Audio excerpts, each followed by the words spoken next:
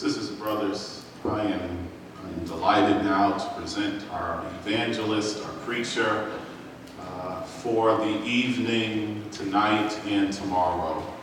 I met this brother 20 summers ago in Detroit, Michigan. I'm from Orangeburg, South Carolina. He's from North Carolina. But the Lord saw fit for us to meet in Detroit, Michigan. We met at the quadrennial convention of the YPD.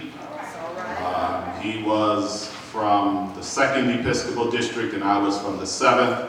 And even though we met, we did not cross paths because he has been a leader for 20 years.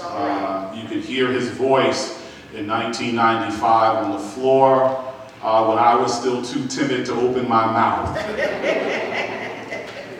But I got some payback when I saw him again in 1999 in Miami, Florida. And Brother Abdu Knox from the 2nd and Sterling Dowling from the 7th. He is a good brother. He is called by God for the Christian ministry.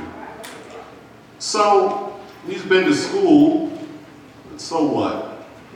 That's right, so what? He's married, but so what? He's got a good job, so what? I don't care where he's been to school, I care if he loves the Lord.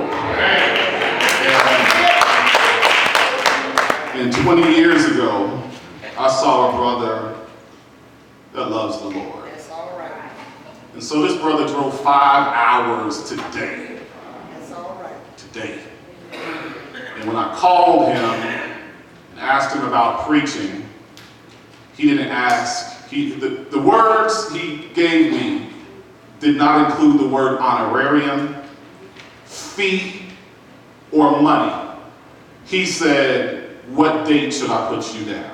That's all right. And so I am thankful for his spirit. Amen. I am thankful for his devotion to the Lord. That's right. I am thankful for his devotion to the church. That's all right. June 26th, this year was a rough day in the life of the A.M.E. church.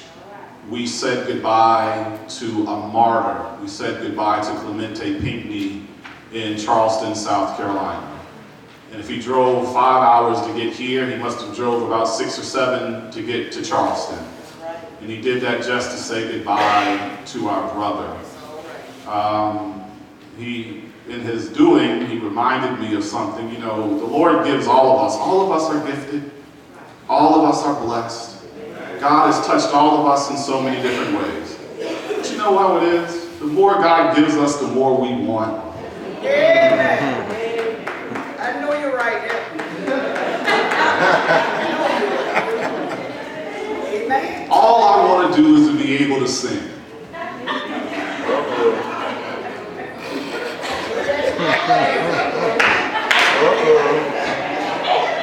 And that boat missed me a couple times. It missed me. It missed me and it missed me. So it was. I'm done. But so it was. You already know. He was sitting next to me. Somehow we waded through that. It was 200 degrees in Charleston that day. But somehow we waded through the downtown streets of Charleston.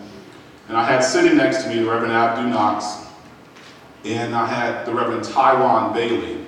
I say that because Reverend Bailey, the reason he's not preaching revival is I invited him when we did the Clark Sisters concert to open for the Clark Sisters. He's a gospel singer, a gospel recording artist.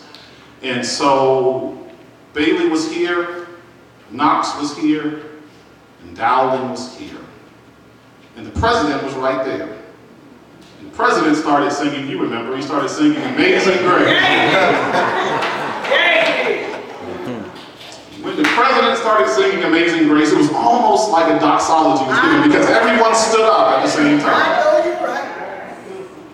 Bailey, who opened for the Clark singers, started singing. Knox, who, if you've heard him, this boy can sing, started singing. And Dowling, who was recording, started singing. And all of a sudden, this rascal elbowed me and said, "Hey, just stick to the video."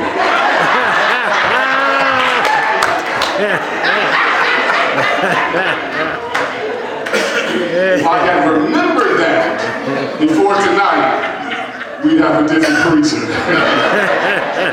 The Glover's Church of Calhoun Falls, a church that has been close to my heart for 15 years, is coming forward now to give some good music that will lead to some good preaching.